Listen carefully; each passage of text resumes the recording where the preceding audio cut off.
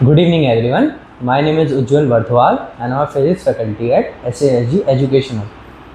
तो इस चैनल पे मेरा लास्ट वीडियो होने वाला है क्योंकि मैं आगे अपनी हायर स्टडीज़ को क्या करना चाह रहा हूँ, कंटिन्यू करना चाह रहा हूँ।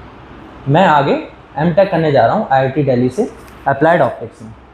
तो मैंने सोचा कि मैं आप लोगों के लिए एक वीडियो बनाऊँ कि आप लोग जो फिज़िक्स में इंटरेस्टेड हो कि क्या क्या कैरियर ऑप्शंस होते हैं फिज़िक्स में, कैसे आप बिल्कुल बेसिक मतलब यूजी लेवल से लेके आप पीजी लेवल तक कैसे अपनी स्टडीज़ को कंटिन्यू कर सकते हो, कैसे आप आगे जॉब अपॉर्चुनिटीज़ खुल जाते हैं अगर आप इस लाइन में आओ।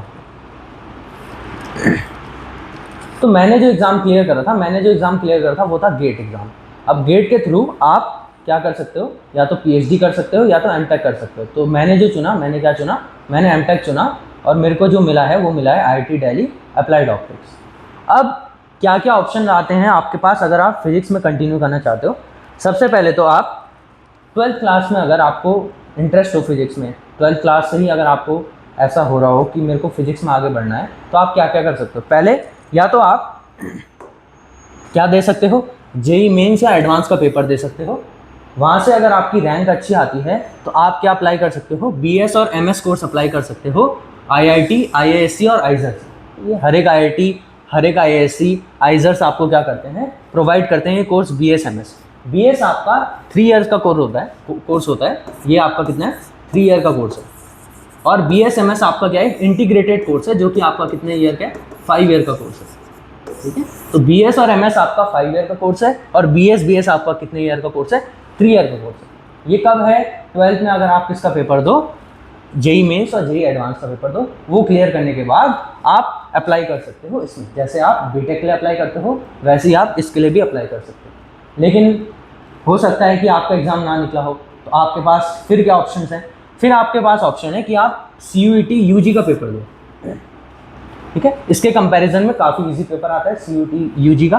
अब CUET UG का अगर आप पेपर देते हो तो फिर आप अप्लाई कर सकते हो, अगर आपका क्लियर होता है, कि आप BSc ऑनर्स कर सकते हो, जैसे मैंने करा था फिजिक्स में बहुत सारी यूनिवर्सिटीज़ से। जैसे कुछ टॉप यूनिवर्सिटीज़ क्या क्या हैं आपकी, एक तो है आपकी BHU बनारस हिंदू यूनिवर्सिटी है आपकी, ठीक है, फिर आपकी है DU दिल्ली यूनिवर्सिटी है, ठीक है, फिर आपकी और यूनिवर्सिटीज़ भी हैं, जैसे है आपकी क्या, एक है हैदराबाद में आपकी यूनिवर्सिटी, हैदराबाद सेंट्रल यूनिवर्सिटी। ठीक है, यहाँ से आप क्या कर सकते हो, अप्लाई कर सकते हो। ये कुछ आपकी क्या है, टॉप यूनिवर्सिटीज़ हैं जहाँ से आप BSc ऑनर्स का कोर्स कर सकते हो। आगे आपके अगर आप इन यूनिवर्सिटीज़ से करते हो तो आपका क्या रहता है, आगे आपके जो बेसिक्स हैं वो काफ़ी क्लियर रहते हैं।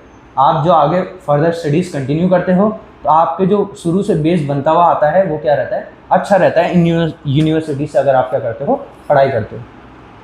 अब अगर आपने क्या करा, यहाँ से BSc ऑनर्स करा, ये कितने साल का होता है, 3 ईयर का होता है। अब फर्दर आपको क्या करना है, कंटिन्यू करना है, आपको पोस्ट ग्रेजुएशन करना है। आपने बैचलर डिग्री कंप्लीट कर ली, उसके बाद आपको क्या करना है, पोस्ट ग्रेजुएशन करना है। तो आप क्या कर सकते हो, अगर आपका यहाँ पे सिलेक्शन नहीं हुआ IITs में, तो आपके पास एक और मौका है कि आप IITs में जा सकते हो। कैसे, IIT JAM के थ्रू। ये एग्ज़ाम होता है आपका BSc के 3rd ईयर में, ठीक है, मतलब फाइनल ईयर में आप ये एग्ज़ाम देते हो IIT JAM का। इसके थ्रू आप क्या कर सकते हो, MSc कर सकते हो फिजिक्स में, कहाँ से, IIT, IISc और भी जगह से आप क्या कर सकते हो, अपनी MSc कर सकते हो। अब लेकिन फिर से अगर आपका क्या ना निकला हो, IIT JAM ना निकला हो, तो आप क्या करते हो, आपके पास एक और ऑप्शन है, आप CUET PG देते हो। जैसे आपने UG दिया था, आप अब PG का देते हो। MSc फिजिक्स आपकी कितने साल की होती है, 2 ईयर की होती है। इसमें कुछ अच्छे IITs क्या हैं आपके, जैसे IIT दिल्ली हो गया, IIT बॉम्बे हो गया, ठीक है, आपका IISc बैंगलोर हो गया, फिर नंबर 1 इंस्टीट्यूट है इंडिया का IISc बैंगलोर। यहाँ आप अप्लाई कर सकते हो। किसके बाद, IIT JAM के बाद, अगर आपकी रैंक अच्छी आती है। ये कुछ क्या है, अच्छे इंस्टीट्यूट्स हैं। अब CUET PG आप तब देते हो अगर आपका JAM में आपको कुछ अच्छा कॉलेज ना मिले या आपका क्लियर ना हो, तो आपके पास एक और ऑप्शन है CUET PG। अब इसके थ्रू आप क्या कर सकते हो, MSc कर सकते हो फिजिक्स में कुछ यूनिवर्सिटीज़ में, जैसे आपने CUET UG में करा था। कुछ टॉप यूनिवर्सिटीज़ क्या क्या हैं आपकी, जैसे है आपकी क्या, BHU है, फिर आपकी JNU है, आपकी DU है, आपकी हैदराबाद में है सेंट्रल यूनिवर्सिटी। तो ये आपकी क्या है, यूनिवर्सिटीज़ हैं जिनके थ्रू आप क्या कर सकते हो, अपनी MSc कर सकते हो। मैंने कुछ नाम दिए हैं, ये क्या है आपकी कुछ टॉप यूनिवर्सिटीज़ हैं इंडिया की जहाँ से आप कर सकते हो सेंट्रल यूनिवर्सिटी है। फिर अगर आपने ये कर लिया कंटिन्यू, अगर आपने मतलब पीजी कर लिया, तो उसके बाद आपके पास क्या ऑप्शन है, अगर आपको क्या करना पड़ेगा, अगर आपको टीचिंग लाइन में जाना है, अगर आपको क्या बनना है, असिस्टेंट प्रोफेसर बनना है, अगर आपको उस लाइन में जाना है, या आपको जॉब की लाइन में जाना है, तो आपको क्या करना है कि आपको जॉब चाहिए, आपको अब आगे और फिजिक्स में नहीं पढ़ना, या आपको और फर्दर आगे कंटिन्यू करनी है अपनी स्टडीज़, तो आप क्या कर सकते हो। अब आप क्या कर सकते हो, आपके पास 3-4 एग्ज़ाम है जो आप दे सकते हो। पहला है आपका CSIR नेट JR। अब ये एग्ज़ाम जनरली किसके लिए होता है आपका, इसमें 3 ऑप्शन होते हैं आप पे। पहला होता है आपका PhD ओनली, सिर्फ PhD के लिए। एक होता है आपका JRF जिसको कहते हैं आप जूनियर रिसर्च फेलोशिप। फिर लास्ट ऑप्शन आप पे क्या होता है, नेट का, यानी असिस्टेंट प्रोफेसर के लिए। तो अगर आपका नेट क्लियर होता है तो आप क्या अप्लाई कर सकते हो, जैसे जो गवर्नमेंट जॉब्स आती हैं असिस्टेंट प्रोफेसर के लिए, वो आप क्या कर सकते हो, अप्लाई कर सकते हो अगर आपका नेट क्लियर होता है। इसकी कट ऑफ JRF के कंपैरिजन में क्या रहती है, थोड़ी और कम रहती है। जैसे 10-15 नंबर नेट की कट ऑफ क्या रहती है, कम रहती है एज कम्पेयर टू JRF। अब JRF में आप क्या करते हो, JRF जनरली आप करते हो PhD के लिए। अब JRF का मतलब होता है जूनियर रिसर्च फेलोशिप, यानी अगर आप PhD कर रहे हो आपको क्या मिलेगी, उसके दौरान फेलोशिप मिलेगी। 5 साल की आपकी PhD होती है, उस 5 साल के दौरान आपको क्या मिलती है, पूरी फेलोशिप मिलती है। अब PhD ओनली नया जुड़ा है, इसमें क्या होता है, अब जो यूनिवर्सिटीज़ हैं वो अपना एग्ज़ाम नहीं करवा रही हैं। जैसे यहाँ पे हो रहा था CUT PG, अब वो यूनिवर्सिटीज़ अपना एग्ज़ाम नहीं करवाती हैं। अगर आपका सिलेक्शन PhD ओनली में आता है तो आप उन यूनिवर्सिटीज़ में क्या कर सकते हो, अप्लाई कर सकते हो अगर कोई सीट है PhD ओनली के लिए, ठीक है। फिर आप दे सकते हो जेस्ट का एग्ज़ाम, ये भी एक एग्ज़ाम है। जेस्ट का एग्ज़ाम होता है आपका आइजर और IISc में अप्लाई करने के लिए PhD के लिए। ये सिंपली किसके लिए, सिर्फ PhD के लिए ये एग्ज़ाम, जेस्ट का एग्ज़ाम। इसके थ्रू आप IISc बेंगलोर, आपके आइजर है मोहाली है आइजर, एक आइजर कोलकाता है आपका, आइजर पुणे में है, वहाँ आप क्या कर सकते हो, अप्लाई कर सकते हो। फिर थर्ड ऑप्शन है आप पे जो कि है गेट का। अब जैसे कि जो मैंने दिया था गेट का एग्ज़ाम, अब गेट के थ्रू आप क्या कर सकते हो, आपका इंस्टीट्यूट IISc IITs में PhD भी कर सकते हो। मेरे पे भी ऑप्शन था कि मैं आगे फर्दर PhD कर सकता हूँ, बट मैंने वो ऑप्शन नहीं चुना। आप कर सकते हो, अगर आपका इंटरेस्ट है PhD में आप कर सकते हो IISc IIT से। एक ये भी है और ये भी है। इससे आपको जो फेलोशिप मिलती है वो आपको गवर्नमेंट देती है। अब गेट के थ्रू जो आपको फेलोशिप मिलती है वो आपको इंस्टीट्यूट देता है फेलोशिप। तो इसमें आपके क्या रहते हैं, थोड़े जो टोटल नंबर ऑफ सीट्स रहते हैं एज कम्पेयर टू दिस, वो क्या रहती है, थोड़ा कम रहती है, क्योंकि यहाँ पे जो फेलोशिप दे रहा है वो इंस्टीट्यूट दे रहा है, बट यहाँ पे जो फेलोशिप मिल रही है आपको वो गवर्नमेंट दे रही है। तो यहाँ पे जो नंबर ऑफ सीट्स होती हैं जो इसके थ्रू क्या होती हैं, फिल होती हैं IITs IISc में, वो ज़्यादा होती हैं as compare to GATE. But ये ऑप्शन भी है आप। और क्या है आप पे, आप MTech कर सकते हो, आप MTech कर सकते हो। जैसा कि मैंने अप्लाई करा था MTech के लिए, तो आप MTech भी कर सकते हो। गेट के थ्रू आप MTech अप्लाई करोगे IITs में, IIT से आप MTech कर सकते हो। या आप रिसर्च असिस्टेंटशिप कर सकते हो और फेलोशिप कर सकते हो। मतलब जैसे आपके काफ़ी प्रोफेसर क्या निकालते हैं, रिसर्च असिस्टेंटशिप निकालते हैं उसके थ्रू, तो वो भी किसके थ्रू हो सकता है, गेट के थ्रू हो सकता है। इसमें भी आपको क्या होता है, टोटल जितना यहाँ पे मिल रहा है आपको फेलोशिप, उतना ही यहाँ पे मिलता है। तो ये आपका ऑप्शन है MSc के बाद, अगर आपको ये कंटिन्यू करना है। अगर आपको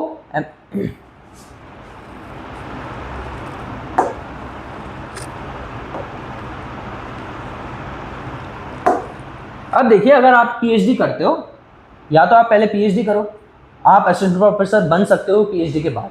अब यहाँ तो आपको PhD नहीं करनी, आप यहाँ से, मैंने आपको बोला था आप क्या करो, नेट का एग्ज़ाम क्लियर करो। आप फिर स्टेट्स में जो वैकेंसीज आती हैं उसमें आप डायरेक्ट अप्लाई कर सकते हो असिस्टेंट प्रोफेसर के लिए। आप एग्ज़ाम दोगे, आपका एग्ज़ाम क्लियर होगा, इंटरव्यू होगा, आपके 2 एग्ज़ाम्स होते हैं, एक होता है आपका प्रीलिम्स होता है, एक होता है आपका क्या स्टेट में मेंस होता है, 2 एग्ज़ाम होते हैं। फिर आपका क्या होता है इंटरव्यू होता है, उसके बाद आपका सिलेक्शन होता है असिस्टेंट प्रोफेसर में।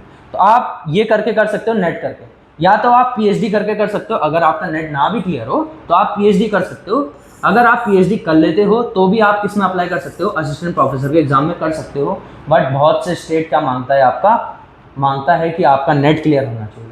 तो आप पहली प्रेफरेंस क्या होनी चाहिए, अगर आपको असिस्टेंट प्रोफेसर बनना है तो आपका नेट क्लियर होना चाहिए। अगर आपका नेट क्लियर है तो आप डायरेक्टली अप्लाई कर सकते हो असिस्टेंट प्रोफेसर के लिए, या तो आप PhD करने के बाद अप्लाई कर सकते हो। ये आपके पास ऑप्शन है कि आपको फर्दर अपनी स्टडीज़ कंटिन्यू करनी है या डायरेक्ट असिस्टेंट प्रोफेसर के एग्ज़ाम के लिए प्रिपेयर करना है और आगे आपको असिस्टेंट प्रोफेसर बनना है। लेकिन अगर आपको पीएचडी ना करें, मतलब अगर आपको पीएचडी नहीं करनी, क्या सिर्फ एक असिस्टेंट प्रोफेसर का आपके पास वे है? नहीं, आपके पास साइंटिस्ट की वैकेंसीज आती हैं। साइंटिस्ट की वैकेंसीज में आपका कोई एग्जाम क्लियर नहीं मांगता है, आपको क्या होता है डायरेक्ट एग्जाम होते हैं आपके कई जगह जैसे, लेकिन डीआरडीओ जैसे आपके क्या क्या साइंटिस्ट, जैसे डीआरडीओ है, आपका इसरो है, आपका बार्क है, या आपके क्या है कुछ इंस्टीट्यूट हैं जहाँ पे आपका क्या होता है साइंटिस्ट बी की वैकेंसीज आती हैं जहाँ आप अप्लाई कर सकते हो।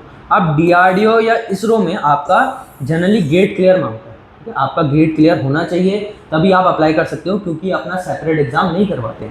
अब डीआरडीओ या इसरो में आपको अगर आना है तो आपको लगभग गेट रैंक आपकी अंडर 100 चाहिए,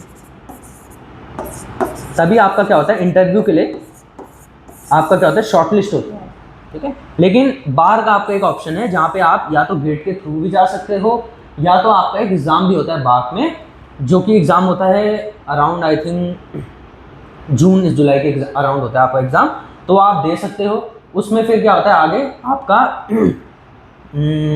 उसके बाद आपका क्या होता है इंटरव्यू होता है, एग्ज़ाम के बाद इंटरव्यू होता है। अब इंटरव्यू जो कॉल आता है, जो मैंने आपको बोला, आप दोनों तरीके से फिल कर सकते हो कि या तो आप क्या हो गेट के थ्रू हो या तो एग्ज़ाम के थ्रू जा रहे हो। अगर आप गेट के थ्रू जाते हो तो डायरेक्ट आपका इंटरव्यू होता है, नो एग्ज़ाम। लेकिन अगर आप एग्ज़ाम के थ्रू जा रहे हो तो आपका फिर उसके बाद इंटरव्यू होता है। अब इंटरव्यू क्या है मेन एंड में, इन सब में किसका अगर आपकी रैंक अच्छी आती है तो आपको किस में प्रिपेयर करना पड़ेगा इंटरव्यूज़ के लिए। फिर आप क्या कर सकते हो बार्क में अप्लाई कर सकते हो, या इन जगह अप्लाई कर सकते हो आप साइंटिस्ट के लिए। आपका एक IUAC भी है, ठीक है, एक्सेलरेटर सेंटर, जो आपके क्या होते हैं सिंक्रोट्रॉन होते हैं, जो आपके साइक्लोट्रॉन होते हैं, जहाँ पे आपको प्रोटॉन को एक्सेलरेट कराते हैं, जहाँ पे आपके इलेक्ट्रॉन को एक्सेलरेट कराते हैं। जो बड़े बड़े आपके क्या है एक्सेलरेटर हैं वो कहाँ पे आपके IUAC में, तो वहाँ भी आप साइंटिस्ट बी की वैकेंसीज में क्या कर सकते हो अप्लाई कर सकते हो। इसका डायरेक्ट एग्जाम होता है, इसका कोई क्वालिफिकेशन नहीं चाहिए होता है, MSc क्वालिफिकेशन होती है, आप डायरेक्ट अप्लाई कर सकते हो IUAC में, कई बार आती है इसकी वैकेंसीज। उसके बाद आपका क्या होता है इंटरव्यू बेस्ड सिलेक्शन होता है।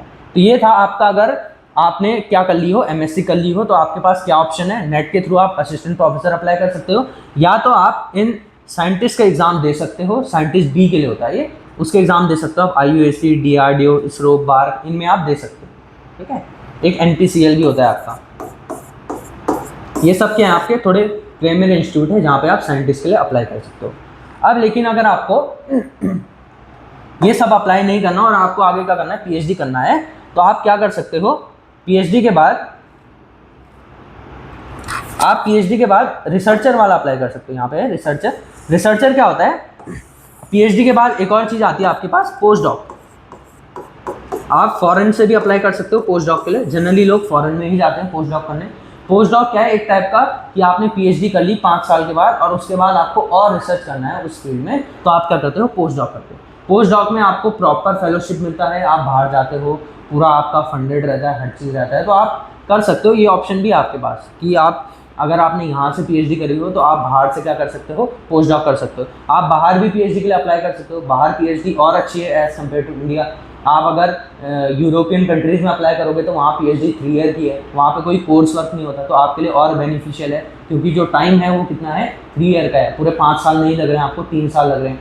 और वहाँ पे जो PhD होती है वो जनरली कैसे PhD होती है, थोड़ा प्रैक्टिकल PhD होती है, मतलब उसका कुछ ना कुछ एप्लीकेशन होगा। इंडिया में आप 2 फील्ड में PhD कर सकते हो, experimental as well as theoretical.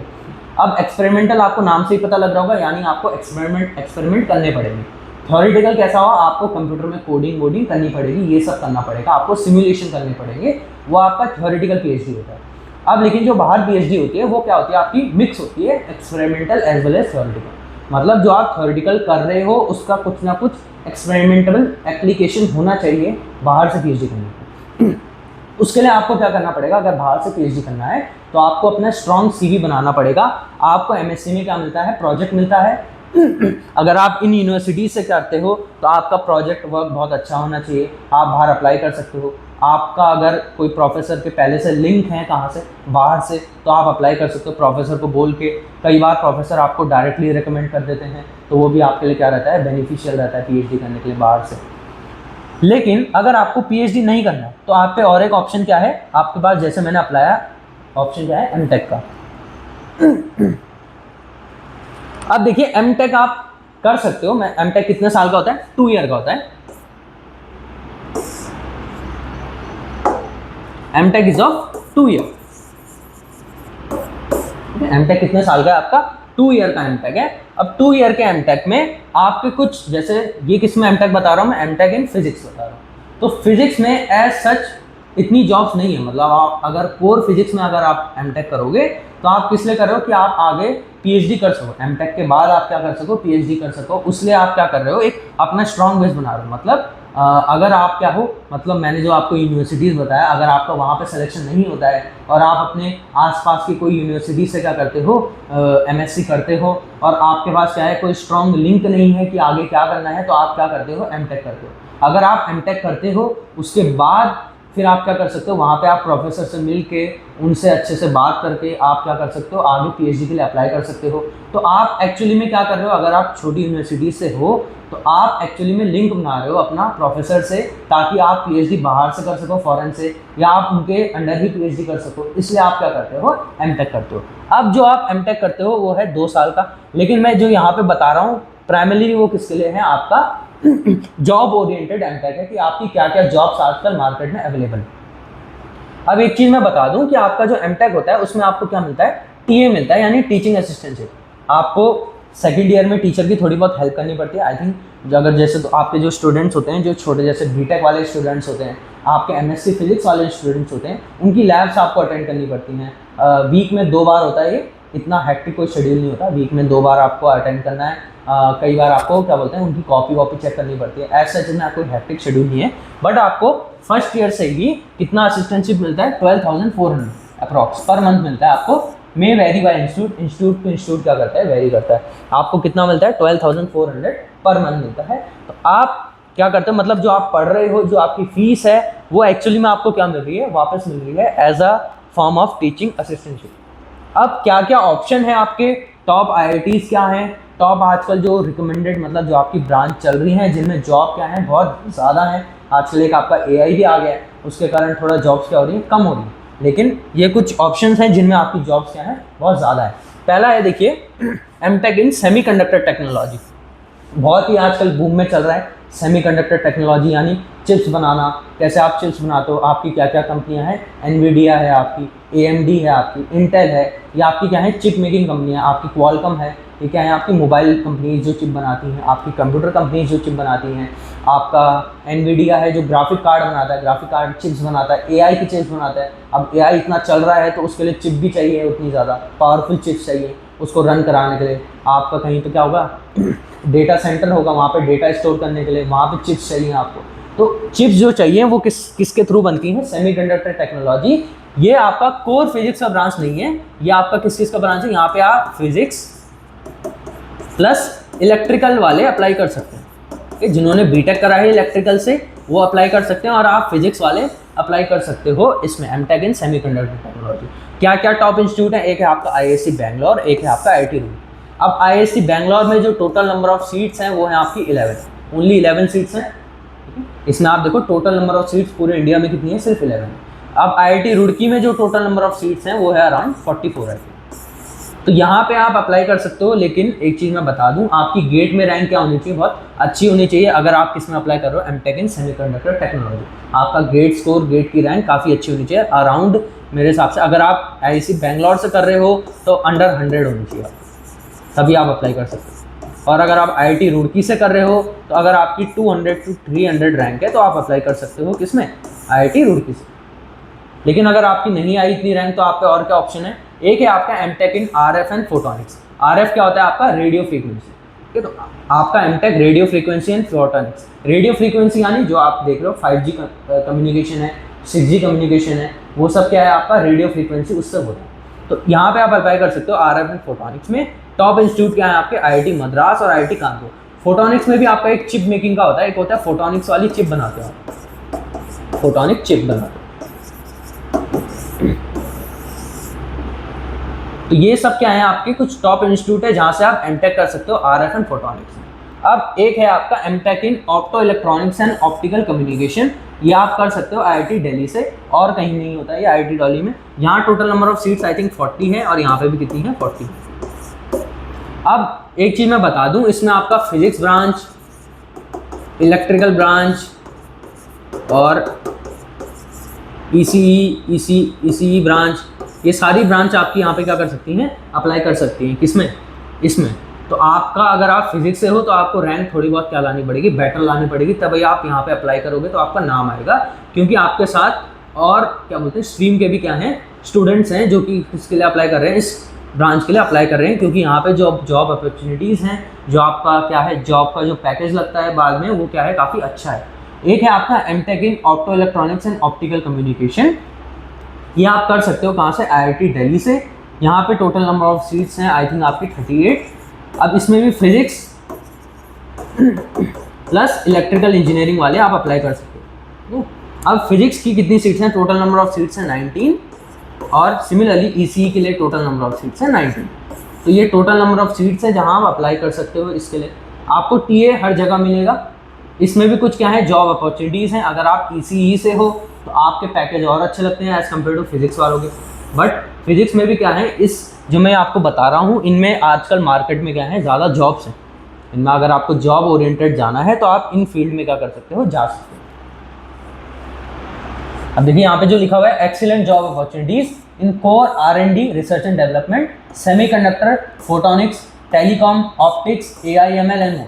ठीक है, यहाँ पे क्या होता है, आपके जो फाइबर ऑप्टिक्स होते हैं जो आपके घरों में आ गए, तो उनमें क्या होता है, जो फाइबर ऑप्टिक्स के जो बन रहे हैं उनके लिए भी क्या चाहिए, आपको इंजीनियर चाहिए कि वो फाइबर ऑप्टिक्स कितने क्या बोलते हैं, कितना सिग्नल प्रोवाइड कर पा रहे हैं। आपके जो क्या होते हैं, इसमें लेजर्स होते हैं जो आपका, आप इसके थ्रू जो ये होता है ना आपका ऑप्टो इलेक्ट्रॉनिक्स, आपका जो ये IRD जो देहरादून है, यहाँ पे जो काम हो रहा है वो किस में काम हो रहा है, ऑप्टो इलेक्ट्रॉनिक्स में हो रहा है। आप जो लेजर्स बनाते हो, क्या जो नॉर्मल वेपन्स में लगते हैं आपके, जो आप क्या करते हो, डिस्टेंस का पता लगाते हो। आप जैसे अगर आप कोई वेपन है, वेपन में जो आपके क्या लगते हैं, लेज़र साइड लगते हैं, वो सब कहाँ बनते हैं, आपके IRD में बनते हैं। वो सब किसके अंडर आता है, आपका ऑप्टो इलेक्ट्रॉनिक्स में आता है। आपके जो सेंसर्स होते हैं जो रात में देखते हैं, वो भी किस में आता है, आपका ऑप्टो इलेक्ट्रॉनिक्स में आता है। अगर आप कोई वेपन का यूज़ कर रहे हो, क्या बोलते हैं, मिसाइल बनाने के लिए, तो उससे पहले आप क्या करते हो, डिस्टेंस का पता लगाते हो, वो सब करते हो। तो वो सब सेंसर आपके किस में आते हैं, ऑप्टो इलेक्ट्रॉनिक्स में आते हैं आपको। तो इसके थ्रू आपकी ये वाली जॉब अपॉर्चुनिटीज़ हैं। PSU में आप अप्लाई कर सकते हो। PSU आपके क्या हो गए, बहुत से PSU होते हैं आपके। और मैंने बोला जैसे आपको DRDO है, वहाँ पे इसमें ही काम चल रहा है आपका। तो आपकी जॉब अपॉर्चुनिटीज़ हैं इन फील्ड्स में। फिर मैं आपको एक चीज़ बता दूं, जैसे यहाँ पे सेमीकंडक्टर टेक्नोलॉजी में क्या क्या होता है। देखो, एक है चिप डिज़ाइन। आपका चिप आप डिज़ाइन करते हो, चिप आप ऐसे ही नहीं बनाते। इंडिया जो चिप डिज़ाइनिंग में नंबर 1 है। मतलब एक तो चिप डिज़ाइनिंग होता है, एक होता है चिप मेकिंग। पहले तो आप चिप को डिज़ाइन करते हो कि चिप बन कैसे रही। तो इंडिया का उसमें क्या है, बहुत बड़ा हाथ है, क्योंकि इंडिया में जो चिप डिज़ाइनर्स हैं वो क्या है, बहुत ज़्यादा हैं। जो चिप पहले क्या बनती है, आपके एक सॉफ्टवेयर में बनती है। वहाँ से आप जब वो सॉफ्टवेयर से चिप बनती है, उसके बाद वो अप्रूव होती है, उसके बाद चिप मेकिंग में जाता है, मैन्युफैक्चर में जाता है। तो जो इंडिया है वो चिप डिज़ाइनिंग में क्या है, काफ़ी आगे है। इंडिया में ही चिप डिज़ाइन होती है। बहुत से इंडिया में क्या है, लोग हैं जिन्होंने MTech करा हुआ है, उसके बाद वो क्या करते हैं, चिप डिज़ाइनिंग करते हैं आपकी बड़ी बड़ी कंपनीज के लिए। यहाँ पे मैन्युफैक्चर नहीं होती है, यहाँ पे डिज़ाइनिंग ज़्यादा होती है। बट अब क्या है, अब क्या बोलते हैं, थोड़ा बहुत हर कोई फोकस कर रहा है कि यहाँ पे चिप मैन्युफैक्चर भी है। तो इसलिए इस फील्ड में थोड़ा बहुत क्या आ गया है, बूम आ गया है। एक आप VLSI होता है, VLSI मतलब होता है वेरी लार्ज स्केल इंटीग्रेशन। जब आप बहुत बड़े बड़े सर्किट बनाओ तो उसमें क्या चाहिए होता है, आपको नॉलेज चाहिए होता है सेमीकंडक्टर टेक्नोलॉजी की। आपके क्या होते हैं, मॉसफेट क्या होते हैं, आपके जेफेट क्या होते हैं, आपके सर्किट कैसे बनते हैं, वो सब आपका किस में आता है, VLSI में आता है। आपका फैब्रिकेशन हो गया, टेस्टिंग हो गया चिप की, ये सब किस में आता है, आपका सेमीकंडक्टर टेक्नोलॉजी। अब टेलीकॉम एंड कम्युनिकेशन, जो आपका ये था ऑप्टिकल कम्युनिकेशन, जैसे आपका RF सिस्टम होता है, रेडियो फ्रीक्वेंसी सिस्टम। आपके जो 6G नेटवर्क आएगा आगे, 5G नेटवर्क जो अभी चल रहा है, वो सब किसके अंदर आता है, आपका RF सिस्टम के अंदर।